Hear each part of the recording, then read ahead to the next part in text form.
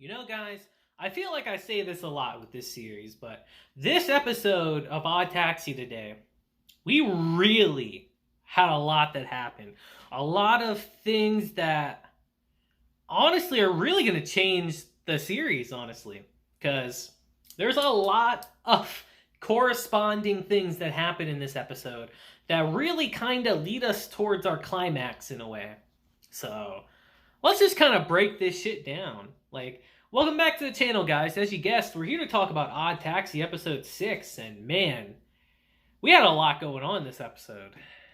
From Tanaki finally making his move against Odokawa, to peeling back the layers of the Homo sapiens relationship, to even hearing how Shirakawa supposedly really feels. And we'll get into all of that. So let's hop right on into Odd Taxi Episode 6 today.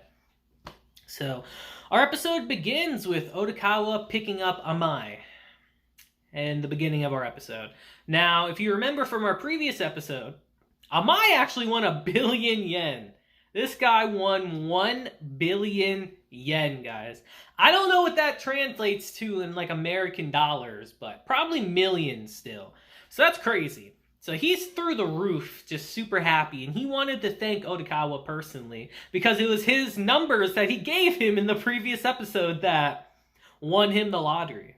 Now, I don't know about y'all, but if I was Odokawa, I'd ask for some money, but that's kind of what Amai wants to do. You know, he wanted to thank Odokawa personally for that, so he actually takes him to his part-time job, which is working at a Cabernet club, which, when we went there today in this episode, I was dying laughing, because I was just picturing Odokawa there, surrounded by the girls and all that, and we even get a scene like that in this episode, and it's just so hilariously awkward to see him, of all people, just surrounded by these women.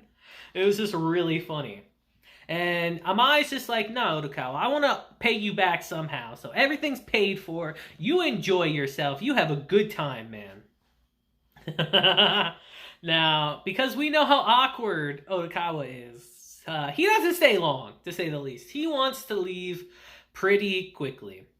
But Amai kind of insists that he stays a bit longer, you know? So he does. He's just chilling for a bit. He's going to the bathroom. And this is when Tanaki actually makes his move. He comes into the club with the gun that he found in our previous episode. And I wouldn't say starts shooting up the place, but shoots a couple rounds here and there to really scare people off. And he's clearly looking for someone. And as we know, that's Odokawa. So Amai actually runs into the bathroom that Odokawa's in, and he's freaking out, as you would guess. And this episode kind of hit a little too close to home with what's been happening in America recently, guys. So when I watched it, I was like, this ain't gonna go great. But anyway, he actually gets Odokawa out of there. He tells him to go out the back door and to escape, because you can't see the back door from the front. So he does that with Odokawa. And Tanaki sees him running off. So he actually tries to chase him down, but gets stopped by Shibagaki, who is one of the members of Homo sapien. And he's talked to this guy before. He's like, oh, I didn't know it was Halloween already. Do you really come dressed up like that? And I gotta say, man, the balls on this guy to walk up to someone who walked into this club with a gun is kind of wild. So as Odokawa was running away, actually, we hear a gunshot in the background. And it turns out that Shibagaki actually got shot at. He didn't get shot, but he almost got shot. And apparently Tanaka runs out of there. So our plot thickens quite a bit. Now, throughout these entire events happening, Odokawa looks at his phone and realizes he has a ton of missed calls from Shirakawa, who's been desperately trying to get in touch with him. He notices that. And as he's leaving, he realizes that his taxi was actually broken into. The back window of his taxi was actually smashed open, meaning that someone is clearly messing with him. But he doesn't know who yet. Nothing was stolen. Even his dash cam footage, which everyone has been trying to get, was not stolen. So it's very interesting. Someone's clearly threatening him. So he heads home with his broken windshield, and he sees Shirakawa waiting for him there. And he's a little perplexed. He's like, "Why are you here?" Because he actually sent her a message after those calls saying, "Stay away from me from now on."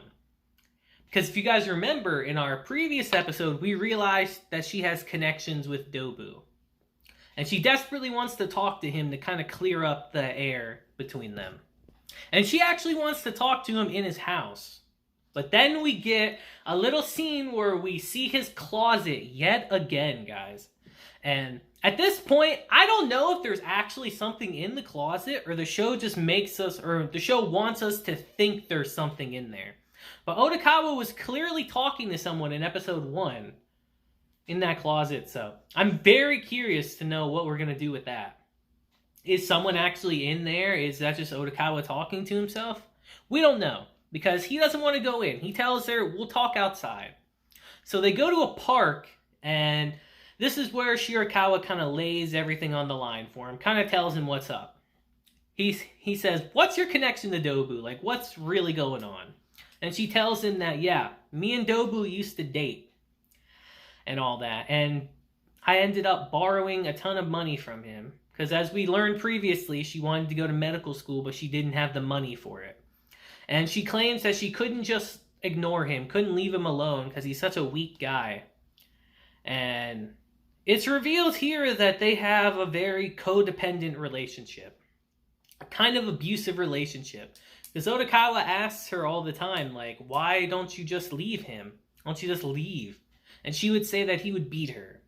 Now, this shit kind of hits home for me a little bit, because I know a lot of people in relationships like that. And it kind of hit me a little harder. I didn't particularly care for that, because these relationships are terrible in real life. They're nothing but trouble and only cause problems.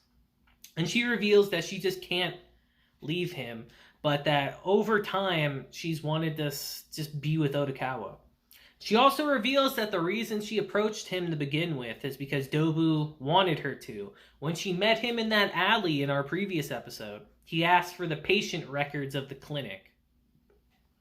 And when he found out that Odokawa was a member of the clinic that went there, he wanted her to get close to him to get information from him.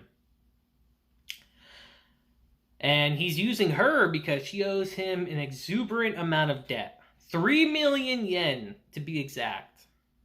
Because the interest just keeps piling up and up. And she really screwed herself over. And Odokawa asks her, like, "Is that the reason you've been stealing medication from the clinic?" And she says yes. She says she'll turn herself in, but Odokawa says, "Hey, Gorika, or whatever the doctor's name is, hasn't told the police about what you've been doing, so don't make more trouble for him, even though he knows it was clearly you. Don't make more trouble for him by doing something you shouldn't." And this is where she kind of lays it on the line, saying, "Yes, I approached you because Dobu asked me to, but over time I've wanted to spend time with you because I liked you." And she even starts crying, to which Odokawa says, "I'm not going to talk to you if you start crying." He's just having none of it. And as he's leaving that meeting, she actually says she loves him. And I don't think he says anything, actually. He just walks off. And at this point, guys, I gotta be honest, like, can we even trust Shirakawa? Can we? I don't know, dude. Those really felt like crocodile tears to me watching. I don't know if we can really believe her at this point. Because if you think about it, the whole show, she's kind of just been lying to him. She didn't even approach him of her own volition. Even though now she claims that she just likes spending time with him, and even says she loves him, even though they really haven't interacted much with each other.